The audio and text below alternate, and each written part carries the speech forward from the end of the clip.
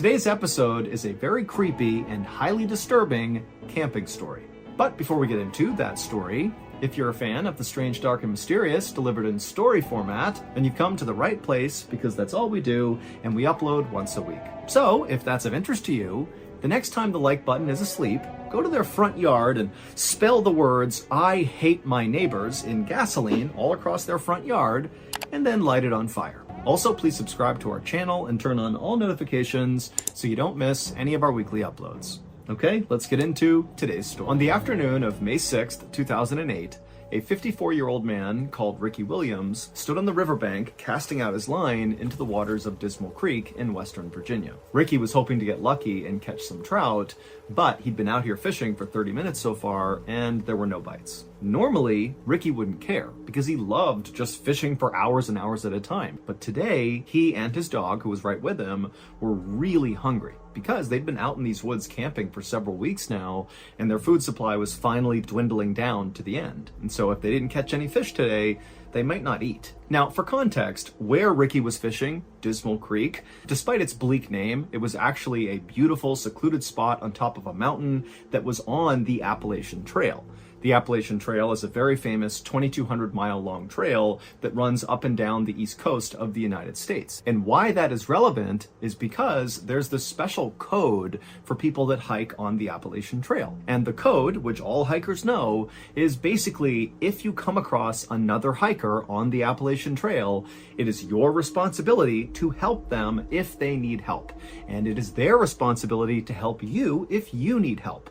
So it's this community of hikers that are always looking to help each other. And so Ricky was very aware of this code on the Appalachian Trail, and he was secretly hoping, as he cast his line over and over again and didn't get any bites, that a hiker or a group of hikers might come by this area and maybe they would see him and come down and learn that he needed food, and they might just give him some of their food. But another half hour passed and no hikers came by, and still Ricky could not catch any fish.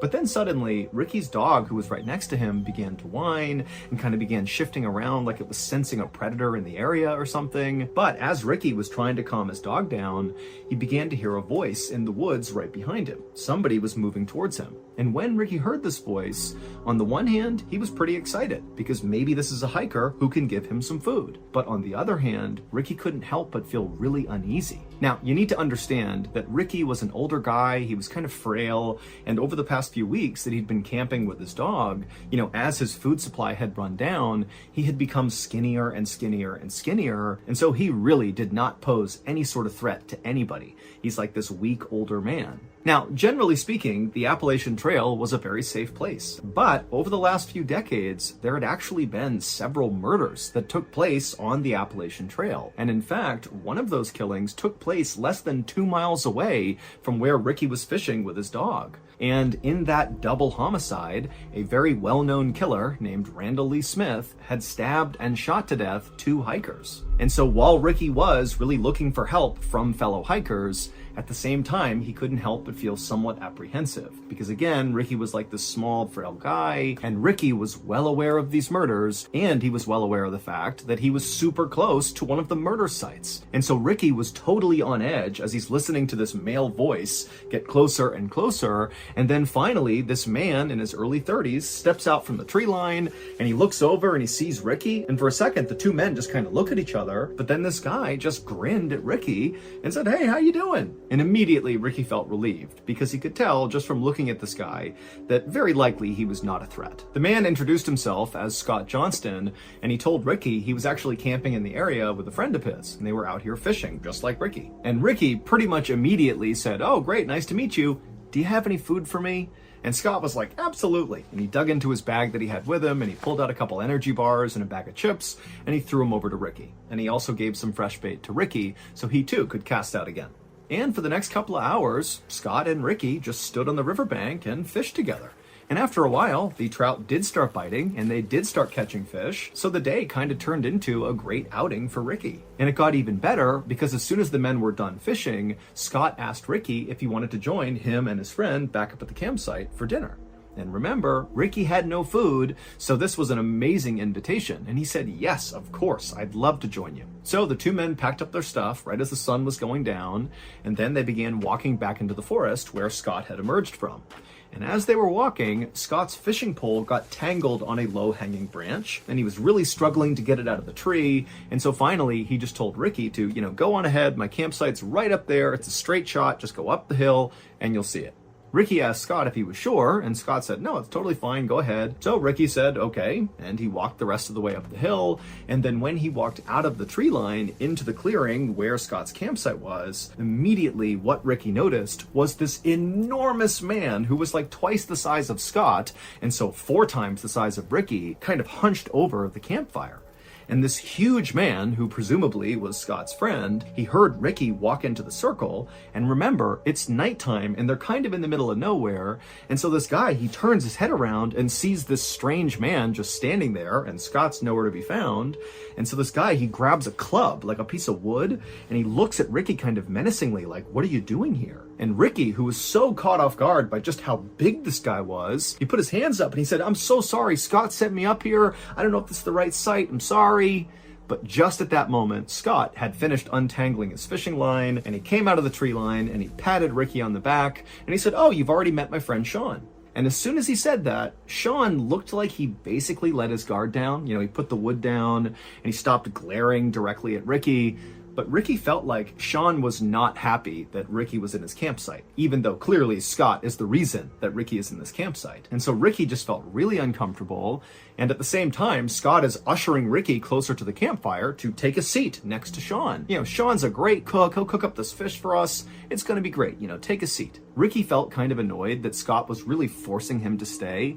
But Ricky didn't want to be rude and just kind of abruptly leave, so he did take a seat next to Sean, who definitely was not excited to be sitting next to Ricky, and Ricky just kind of sat there waiting to see what would happen next. And what happened next is Scott walked over to Sean and handed off all the fish that he and Ricky had caught so that Sean could begin to prepare them to cook them. And then as Ricky is still just sitting there right next to Sean, Scott walked away from the campfire up to his truck, which was parked right next to Sean's Jeep. And Scott turned on the radio and began blasting country music. And when Ricky heard this music, he kind of winced because to him, part of the reason the outdoors, the Appalachian Trail, being out in nature, part of the reason it was so wonderful was for the peace and quiet. And so it felt kind of like borderline disrespectful to be out in the middle of this beautiful place, blaring country music. And so to Ricky, he just couldn't help but feel like there's something off about these two guys. They just seem really disrespectful and kind of pushy and maybe aggressive. And so Ricky is just not happy. But again, Ricky didn't say anything and didn't attempt to leave because again, he's really hungry and so is his dog and he needs to eat that fish. A moment later, Scott walked back from the truck and took a seat next to Sean, and then he, along with Sean, pulled out their knives and began deboning the fish. And as they were doing this, Ricky again is just kind of sitting there doing nothing, and so he kind of meagerly asked, hey, can you give me a knife and I'll clean a fish? But Sean and Scott kind of waved him off and said, don't worry, we got this. And so Ricky just continued to sit there nervously as all he could watch was the flashing of the light bouncing off their blades. But eventually, Scott and Sean finished deboning all the fish and they put their knives away. And at that point, they began cooking the fish over the open flame. And suddenly for Ricky, it felt like, the mood had shifted a little bit. At least now the two men were not fiddling around with weapons. It felt kind of safe again. And so Ricky began making some small talk in hopes that would kind of, settle his nerves. And so Ricky told the two men about how much he loved the Appalachian Trail and how he came out here all the time for weeks at a time with his dog. And Ricky would tell the men that, sometimes he felt more at home out in the wild than he did at home. It was almost like being out in nature was a religious experience for Ricky. And he would even tell Sean and Scott that sometimes when he was out in nature, he would meditate and pray and even do some chanting like part of a ritual. I mean, he was really trying to be in tune with Mother Nature. But as Ricky continued to tell Sean and Scott about his personal life, he noticed the two men were definitely paying attention and kind of nodding along at appropriate points in the story. But at the same time, Ricky felt like these two men were also kind of looking at him like Ricky was kind of weird, as if they were not prepared to come out and say it. But after hearing all these things about his life, it was like, what's going on with this guy? And so Ricky suddenly felt really embarrassed about being so open with these two guys who once again just seem like they don't quite like him or even really want him here. But luckily, right at that moment, the fish were done, and so the men just sat there in silence and wolfed down the food. By the time they finished, right about 8 p.m., it was very dark outside, and Ricky at this point is just ready to go. He just felt so uneasy here. And so after putting down his plate and his silverware and saying thank you to Sean and Scott for their hospitality, he quickly got up and grabbed his dog, and he began walking into the woods towards his campsite. But after Ricky and his dog had walked maybe 10 or 15 feet away from this campsite, two things happened in rapid succession. Number one, Ricky suddenly stopped and turned around and looked back at the campsite. And number two, right as he did this, there was this enormous bang sound, like a small explosion that echoed through the forest.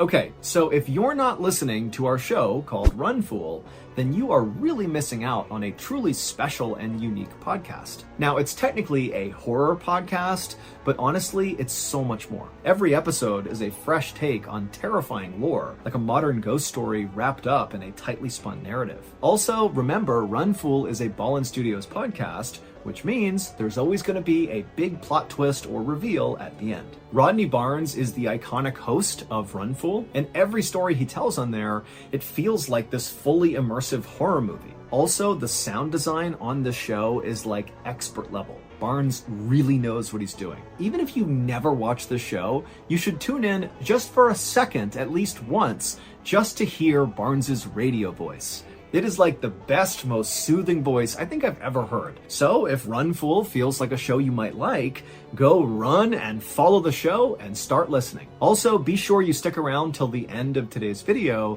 because we're going to play a clip from last week's episode of Run Fool.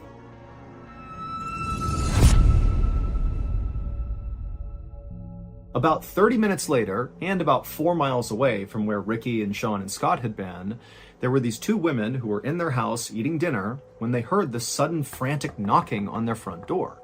Now, these women live in a very isolated part of the country, and so the women were very concerned. One of them rushed over to the phone just to be ready to call the police, while the other very carefully made their way towards the front of the house, and they kind of peered out the window, but they couldn't see anything outside. It was too dark, and so they went to their door, which was still getting pounded on by whoever was out there, and the woman, she unlocked the door, and she opened it just a crack, and what she saw nearly made her faint. There was a man standing on her porch who was absolutely covered in blood, as if he had been fully submerged in a tank of blood. I mean, he is all red. And the man had his hand over his neck. And the woman who opened the door, she looked at him and she saw that there was this rhythmic pulsing of blood pumping out of his neck that was in time with his heart. This man is clearly bleeding to death. And so the woman, she screamed for the other woman to please call 911. We have someone who's dying here. And so she began calling 911. And then the man on the porch just said, please help me. And then he said something about Dismal Creek. And then he collapsed. And this was so shocking for the woman who had opened the door that she just stood there staring, having no idea what to do. But then she happened to look up and she noticed there was a Jeep that was idling out on the road in front of her house that she hadn't even registered until now. And so either this guy got dropped off or he drove that Jeep. But before she could even begin to understand what had just happened, an ambulance and a whole bunch of police cars came screaming up and parked in front of her house. And then the medics got out, they rushed up, and they grabbed the bleeding man, and they put him in the ambulance, and they rushed him off. Meanwhile, not far from the house, police officers were speeding towards Dismal Creek because when the women called 911, they said, this guy who's shown up on the porch bleeding said something about Dismal Creek, but they had no idea what it was about. And so instead of trying to wait to figure out what was even going on, police had basically said, let's just go to Dismal Creek and look around and see if we can figure out, why someone would leave that area and show up at this house covered in blood. But as the police were making their way up this winding mountain road, they saw a truck bombing down the road coming straight at them. And the truck, they initially hit their brakes and did kind of attempt to get out of the way of the police cars. But after this truck had basically come to a stop, the driver of the truck just hit the gas all over again, and they veered wildly off the side of the road into an embankment, and they crashed and flipped several times and then came to a stop. And the police officers who had veered to the side of the road to avoid getting hit by this truck, they just watched this happen and they couldn't understand why the driver had gunned it again again after stopping and then seemingly intentionally drove off the road. It almost seemed like the driver was trying to crash. And so the police, they got out of their car and they approached the wrecked truck with their guns drawn, but when they looked into the vehicle, they saw there was a single occupant, the driver, and he was still somehow alive. So the police got him out of the vehicle and they called an ambulance, but they actually sent an officer with the ambulance to escort them because the police were actually pretty suspicious of this truck driver. Because remember, they were going up that road to get to Dismal Creek to see what had happened there that would lead to another man showing up on somebody's doorstep in the middle of the night covered in blood. And now they have this truck driver who looks like he's speeding away from Dismal Creek, who crashes his truck. I mean, there was no clear connection between the truck crash and the bloody guy, but the police were suspicious that they had to be connected. So they sent the officer to the hospital as well. About 30 minutes after the truck crash, the police left the scene and continued the rest of the way up the road to Dismal Creek. And once they got up there, the police fanned out all across the area and just began looking for anything. Just any clue that might explain what the heck happened here, if anything happened at Dismal Creek at all. And pretty quickly, the police actually did find something unique. In the middle of the Dismal Creek area, they found a campsite. But it was not the campsite where Sean and Scott were staying, where Ricky had gone and shared dinner with them. This was a different campsite. And not long after searching this other campsite, police concluded that whoever was staying here did not seem like they were mentally well. This seems like a mentally unstable and potentially dangerous person lives here. So the campsite was really simple. It was just a tent and a campfire. But when the police lifted up the flap and looked inside the tent, they found a collection of 30 knives along with a police scanner that basically picked up police radio chatter in the area, so you could listen to a scanner and basically know what the police were doing in your area. There were also all these weird piles of clothing. Some were for kids, some were for adults, some were for men, some were for women. There were piles of eyeglasses, and there were 8 pairs of women's underwear. And then also there was a map of the Appalachian Trail inside of this tent, and all over this map along the trail were all these spots that were circled, but there was no information about what these circles meant. However, one of the places that was circled was Dismal Creek. And then next to the map was a radio, and inside the radio was a cassette. And so the police just hit play, and immediately what they heard totally creeped them out, because the tape sounded like some kind of satanic ritual. It was basically this one man's voice just kind of howling and chanting over and over again. But by far, the most shocking thing that was found inside of that tent was a single piece of paper. And this piece of paper was a birth certificate, and the name on the birth certificate was a name that basically all police in this area knew, and in fact, anybody living in or around the Appalachian Trail definitely would know this name.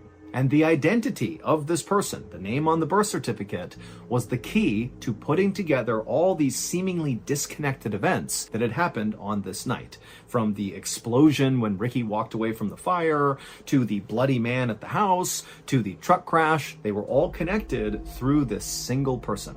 A few hours earlier, after Ricky had gotten up and walked away from Sean and Scott's campsite, and then after barely making it onto the trail, he had turned around and there was that loud explosion.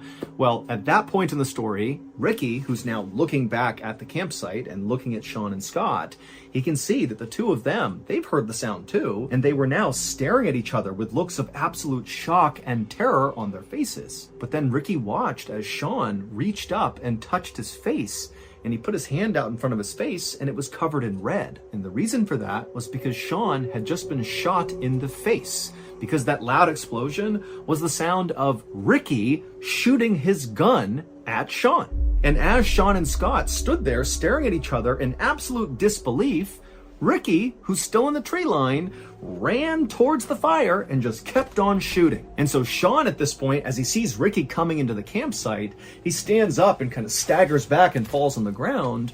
But Scott, who's not hurt at this point, he just gets up and starts running away from the campsite. And Ricky turns his attention towards Scott and he shoots at him and he hits him straight in the neck and also in the back. But somehow Scott just kept on running despite these horrible wounds.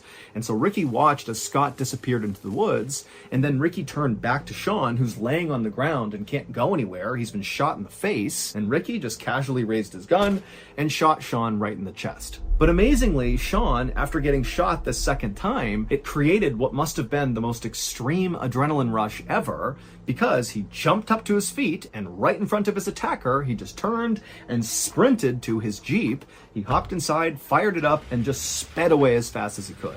And when Sean flipped on his headlights and turned a corner after getting away from the campsite, he looked down the road and he actually saw his buddy, Scott, who had run away first, come tumbling out of the woods onto the road. And so Sean, who's gravely injured, drives over next to Scott and he stops the Jeep long enough for Scott to climb inside, and they shut the door and they speed their way towards the nearest help, which happened to be that house where those two women lived. And so it was Scott, who looked like he was drenched in blood, who knocked on the women's door. Sean was down in the Jeep out on the road, but he was just too weak to get out and come up to the door as well. But when the ambulance and police arrived, they would find not only Scott up on the porch, but also Sean in the Jeep, and both men would be taken to the hospital via helicopter. And then as for the man who was driving the truck down the road away from Dismal Creek, who then crashed right in front of the police, well, the driver of that truck was Ricky Williams. However, that was not his real name. There was no Ricky Williams. That was the name he just used. His real name, which was on the birth certificate that police found in that other campsite inside of the tent,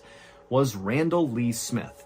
The same infamous Randall Lee Smith who had murdered those two hikers not far from Dismal Creek. That double homicide had happened in 1981, and Randall was caught and convicted. But he was paroled 15 years later in 1996 for good behavior. And for 10 years after that, Randall lived with his mother and he wore this electronic bracelet and, he followed the rules. But by 2008, his electronic bracelet had came off, and even though Randall had attempted to continue living with his mother, it just wasn't tenable. He didn't have enough money, and so ultimately he packed up his things, grabbed his dog, and moved out onto the Appalachian Trail. And on May 6th, 2008, when Sean and Scott arrived in Dismal Creek to go fishing, Randall was waiting. Nobody has any idea why Randall murdered those two hikers back in 1981 or why he targeted Sean and Scott in 2008. All we know is that Randall Lee Smith was very mentally unwell and very likely viewed the Appalachian Trail as like his sacred place. This is his home. This is the place he loves more than anything.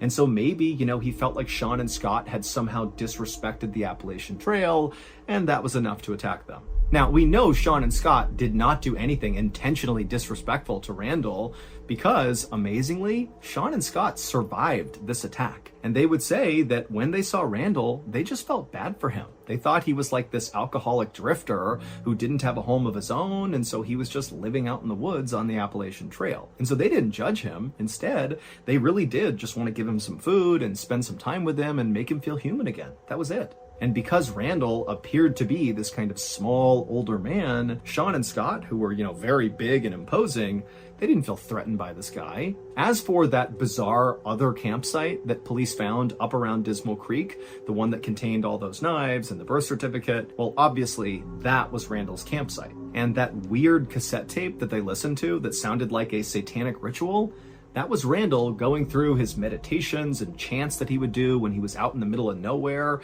It was like his way of respecting Mother Nature and the Appalachian Trail. And then all those items that were found inside of his tent, the different clothes and the eyeglasses and the women's underwear, it's believed those could be Randall's other victims. However, when police pulled DNA samples from all of those items that were found inside of his tent, like the clothes and the underwear and the eyeglasses, well, those DNA samples did not match any of the missing people or murder victims in the police's database, and so that wasn't useful. And then also, police went to all those places on that map that were circled, and with the exception of obviously Dismal Creek, they didn't find anything else at the other locations that suggested any violent event had happened there.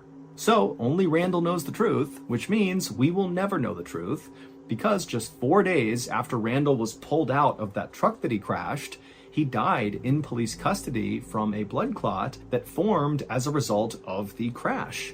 And in those 4 days that Randall was in custody, he never gave up that there were any other victims.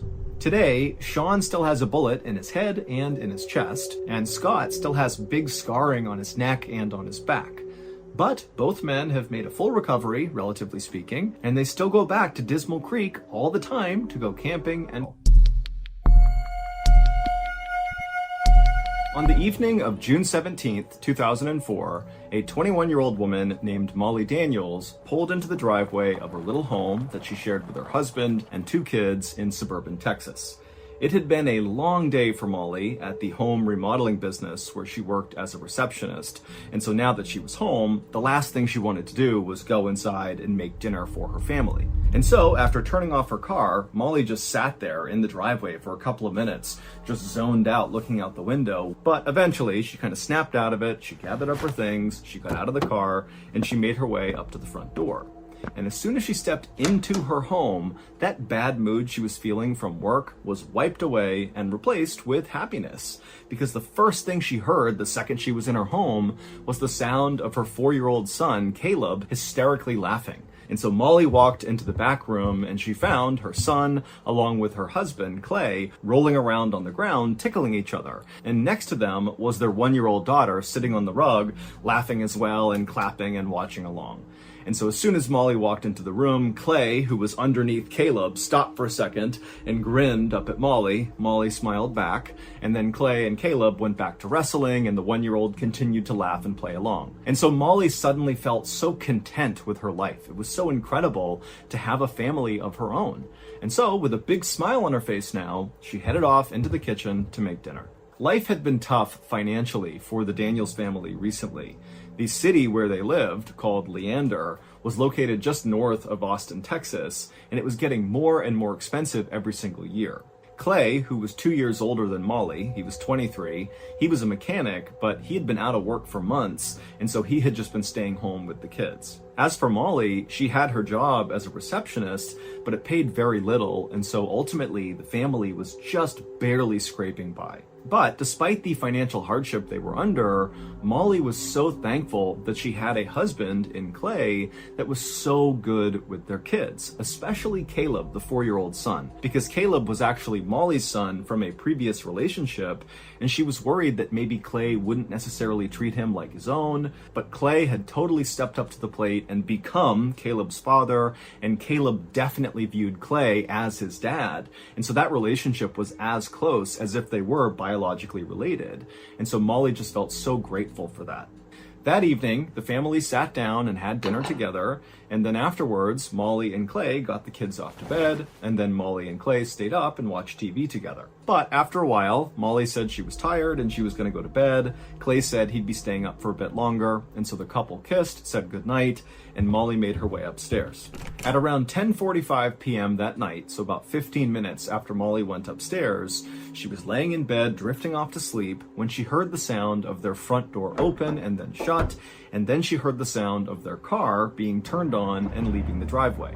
Now, this was not a big deal for Molly because earlier that night, Clay had mentioned kind of offhandedly that he wanted to go see his mom that night, that he might swing over there and say hello. He had a couple of paperback books that he wanted to give her, and so Molly knew there was a chance he could be doing that, and so she assumed that had to be what she was hearing, and so she forgot about it and fell asleep. The next morning, when Molly woke up at 6 a.m., she rolled over and she saw Clay was not in bed with her. Now, she wasn't immediately alarmed by this because it wasn't unusual for Clay to get up really early.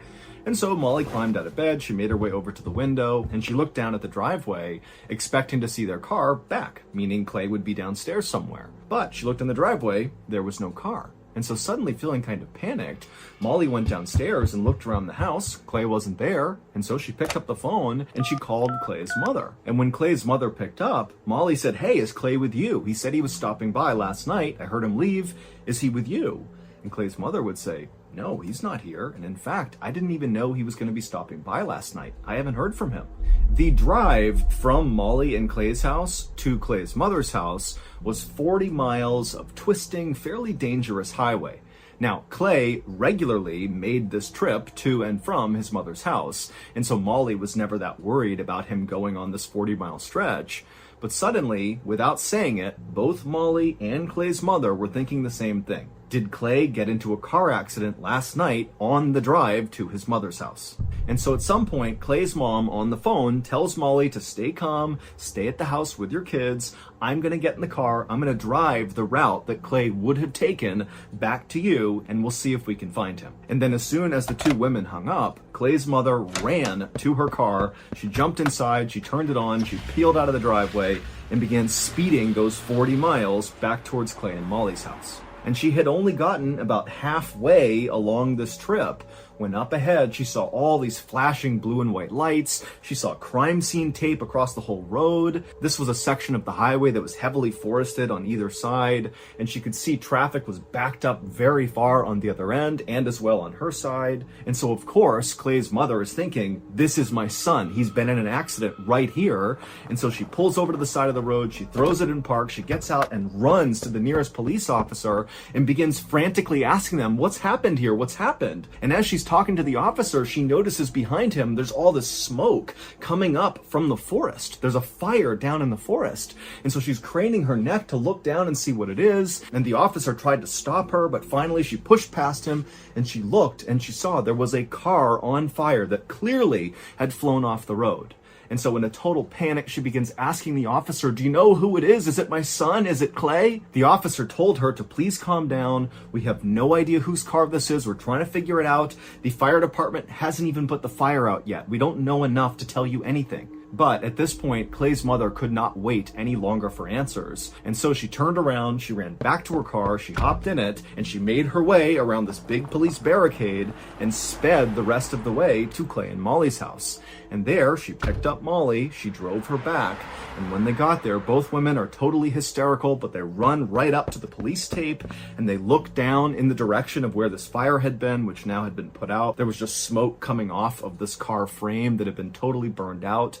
And immediately, when Molly looked down there, she recognized the car. Or I should say, she recognized the shape of the car, because the fire had totally eviscerated the car. But Molly, she was seeing the frame was about the right size, and she was seeing that strewn around this burned out car were all these paperback books that had been burned up partially in this fire. And she knew that Clay had likely been on his way to his mother's house with all these paperback books inside of the vehicle. And so she knew this had to be Clay. And at the same time that Molly is having this horrible realization, the fire department down below was able to actually get into the burned out vehicle. They opened up the door and they found right away there was a body in the driver's seat. And so between the size of the body, all the paperback books that Molly said, that would be something Clay would have, along with several other personal effects that were found inside of the car, like Clay's prized Harley-Davidson pin that he always wore in his hat, it was obvious that this was Clay. When word spread about Clay's death, Molly's neighbors and friends in Leander jumped into action. People loved Molly in Leander. She was this very sweet, very kind woman who was a little bit socially awkward, but they had found ever since she had married Clay, she had really found some more confidence and just seemed happier. And so it was totally devastating to see Clay be pulled from her life like that. And so very quickly, the community in Leander raised $1,000 and they gave it to Molly and her kids. And then also neighbors began dropping off food and stocking their fridge with groceries. And even though Molly couldn't even eat, she was so grief-stricken from the loss of Clay, she still very much appreciated the effort that people were making to comfort her. But as the community rallied around Molly and her kids to get them through this difficult time, the police were starting to ask some questions about how exactly this crash that had killed Clay actually happened. Because there were some oddities about the scene of the accident. The biggest being, there were no skid marks on the road, which meant Clay had not hit the brakes before swerving off the road and crashing down in the trees below. And secondly, they didn't really understand how the fire that had started after this crash had gotten so incredibly hot that it basically had completely melted away every part of the vehicle save for the frame. And also Clay's body had been totally destroyed. I mean, the authorities had seen fires after car accidents, but nothing like this. This looked very unique. And so investigators started to wonder if they were really dealing with a car accident or if this was a murder. And on June 22nd, just 4 days after Clay was found, investigators would learn from the crime lab that their suspicions had been correct.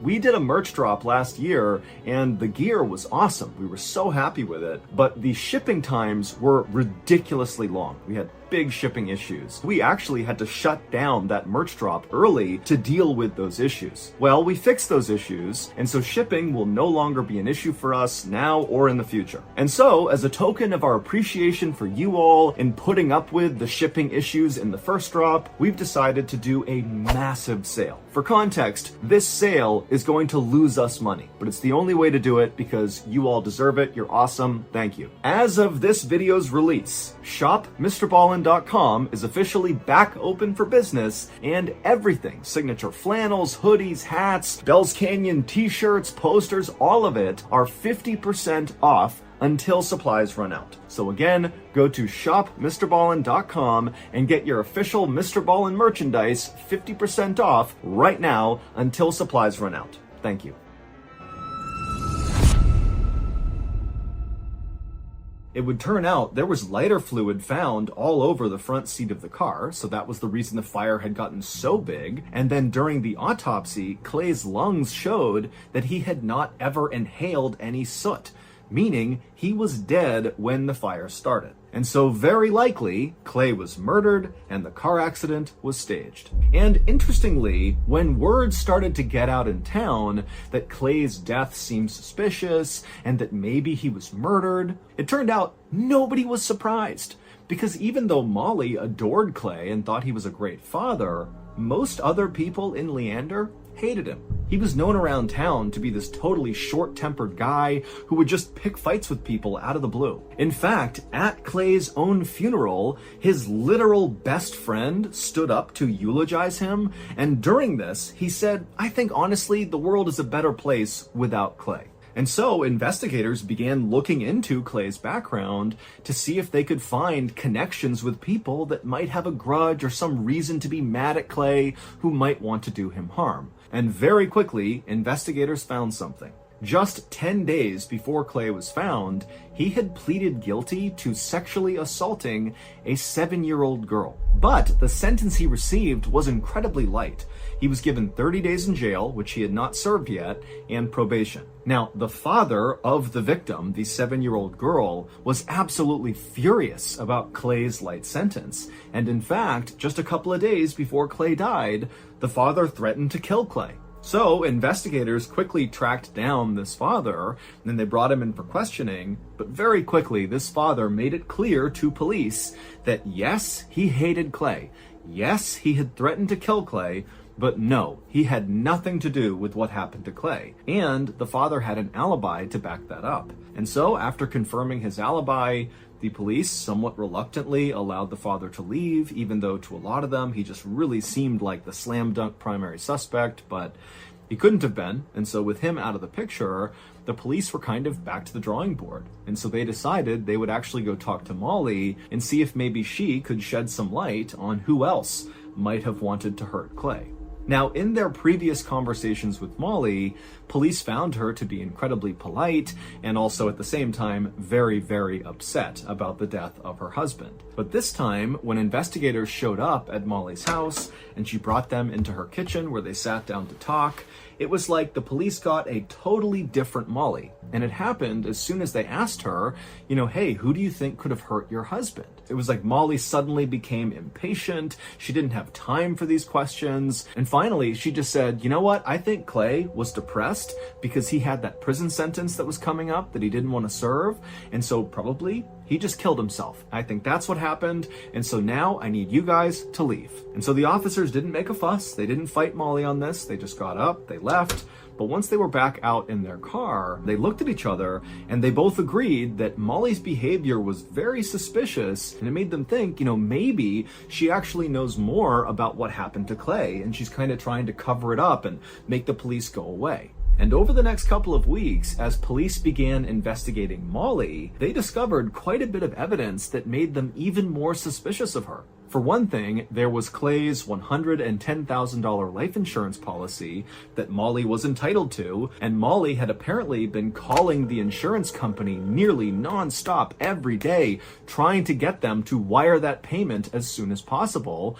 And Molly apparently was telling people in town how excited she was about getting that money. Also, police learned after talking to Molly's neighbors that Molly was starting to date again already, just 3 weeks after her husband has died. She's out there on the dating scene, even bringing home one of her boyfriends and having him live with her 2 kids. And according to Molly's babysitter, this new boyfriend that was coming into the house was really upsetting Caleb, the 4-year-old, who had been so close with Clay. The babysitter would say that Caleb, who normally was a very mellow child back when Clay was still alive, was now very violent and emotional, and periodically he would just stop, look up into the sky, and scream, "I love you, Daddy!" But when the babysitter brought this up to Molly and said, "Really, you should get your son some help here," Molly got angry and said Caleb was fine, it was none of her business, and then she slammed the door on the babysitter. But despite how suspicious Molly now seemed,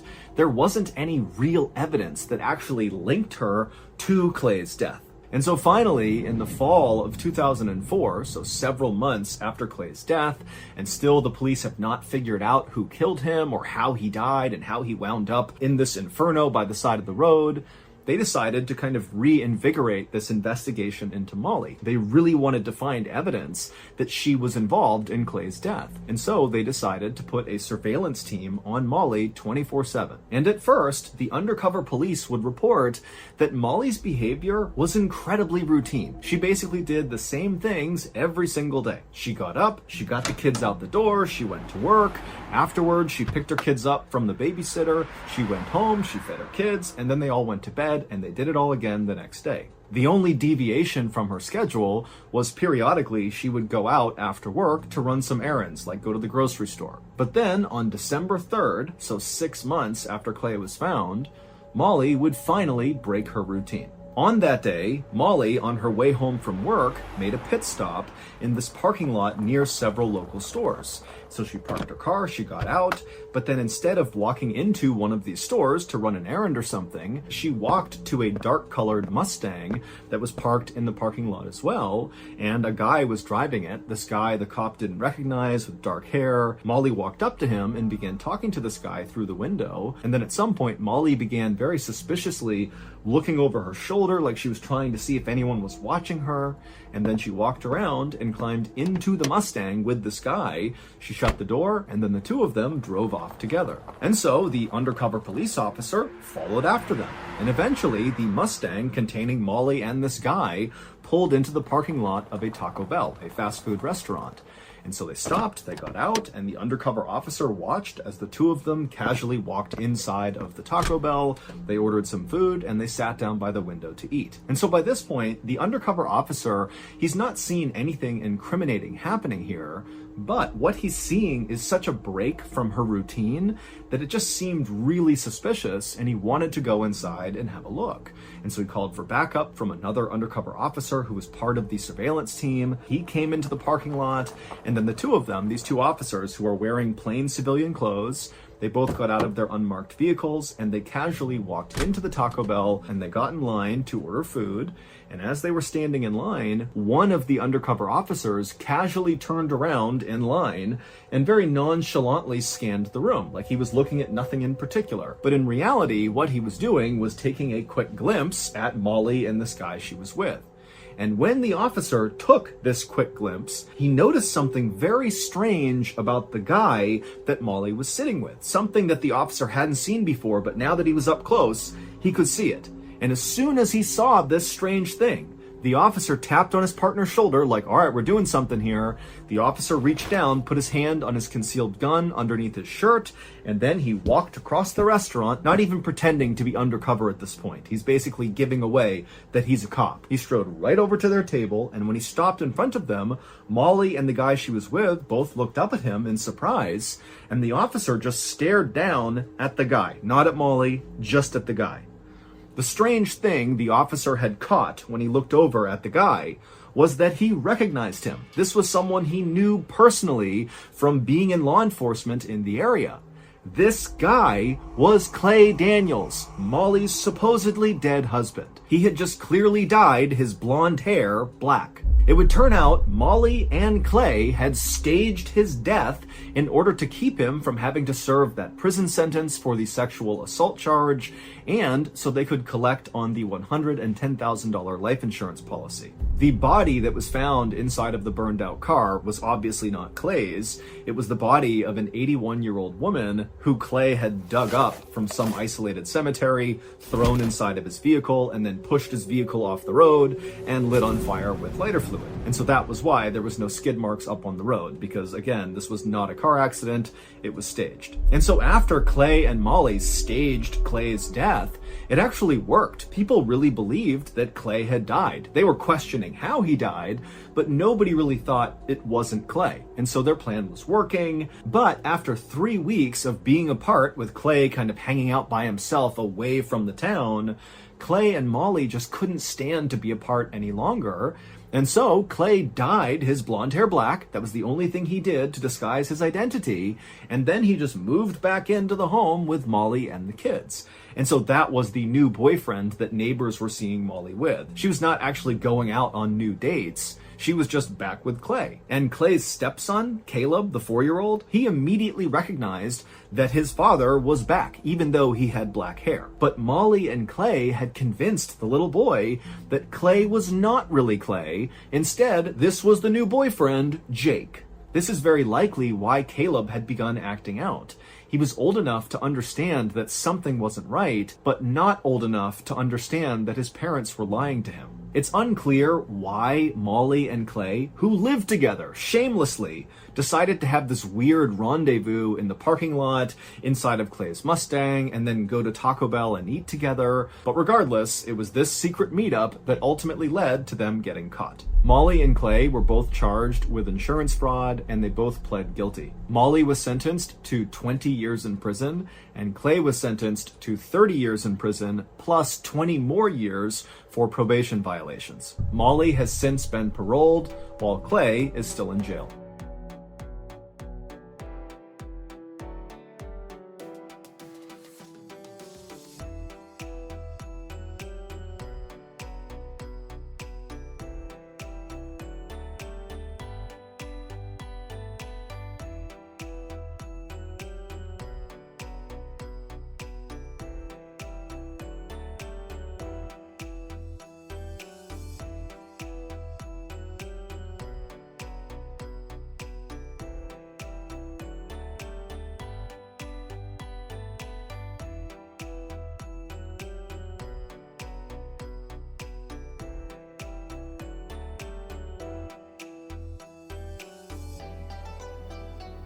So that's going to do it. If you got something out of today's episode, be sure to check out our podcast called the Mrballen Podcast, where we have hundreds more stories just like this one, except many of them are only available on the podcast. Again, it's called the Mrballen Podcast, and it's available exclusively on Amazon Music.